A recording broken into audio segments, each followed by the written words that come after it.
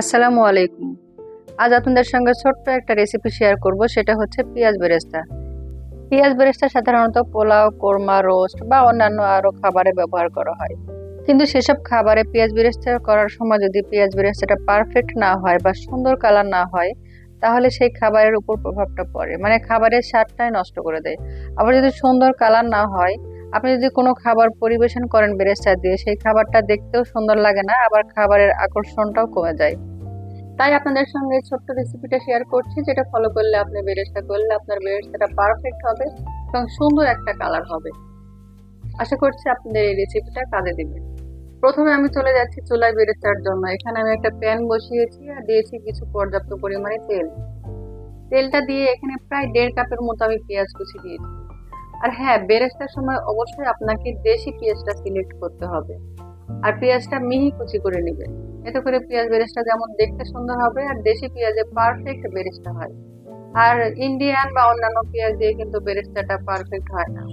বেরেস্তাটা করার সময় প্রথম দিকে জালটা থাকবে মিডিয়ামে, আর নাড়াচাড়া কোনোভাবেই বন্ধ করা যাবে না। আপনি নাড়তে চাড়তে অন্য একটা কাজ করতে গেলেন বা তারপরে এসে আবার নাড়তেছেন, তাহলে আপনার বেরেস্তাটা পারফেক্ট হবে না। আমার নাড়তে যেতে দেখেন আমার কালারটা অনেকখানি চেঞ্জ হয়ে এসেছে। এই অবস্থায় আমি চুলার জালটা একদম লো ফ্লেমে রেখেছি। আমি কিন্তু নাড়াচাড়া বন্ধ করিনি। এই পর্যায়ে আমি চুলার জালটা অফ করে দিব। এর চেয়ে বেশি যদি গাঢ় করে আপনি বেরেস্তাটা ভাজেন, তাহলে দেখা যাবে যে নামাতে নামাতে বা ভাজার পর ঠান্ডা হওয়ার পর কালারটা অনেকখানি চেঞ্জ হয়ে অনেকটা কালচে কালার হয়ে আসবে, যেটা দেখতে তো ভালো লাগবেই না, সাথে সাথে আপনাদের খাবারের টেস্টটাও কমিয়ে দিবে। এখন আমি এই অবস্থায় সব তেল থেকে উঠিয়ে নেব। আর তেল থেকে উঠিয়ে আমি সরাসরি একটা কিচেন টিস্যুর উপর রাখবো। এতে করে অতিরিক্ত যে তেল থাকবে, তেলটাই কিচেন টিস্যুয়ে সোক করবে। আর বাকি যে বেরেস্তা থাকবে, এটাও আমি সেকে তুলে নিব। এবারে আপনাদেরকে বেরেস্তা ঠান্ডা হওয়ার পর দেখাচ্ছে এটা কতটা পারফেক্ট হয়েছে। দেখুন আমার বেরেস্তাটা একদম পারফেক্ট কালার হয়েছে এবং কতটা মচমচা হয়েছে, একটু সাউন্ড শোনাচ্ছে দেখেন।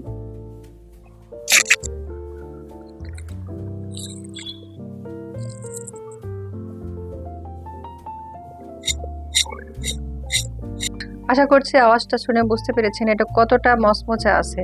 এটা পুরোপুরি ঠান্ডা হওয়ার পর আপনাদেরকে দেখাচ্ছি। আর আমি বলবো, ঈদে অথবা কোনো দাওয়াতের আগে অবশ্যই আগের দিন এই বেরেস্তাটা আপনারা করে রাখবেন।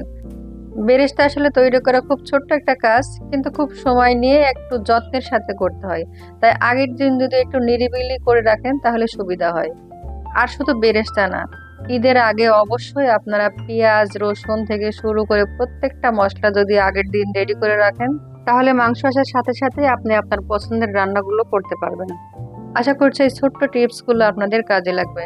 কাজে লাগলে অবশ্যই একটা লাইক দিবেন, ফ্যামিলি এবং ফ্রেন্ডসদের মাঝে আমার ভিডিওটা শেয়ার করবেন। বিদায় নিচ্ছি, আল্লাহ হাফিজ।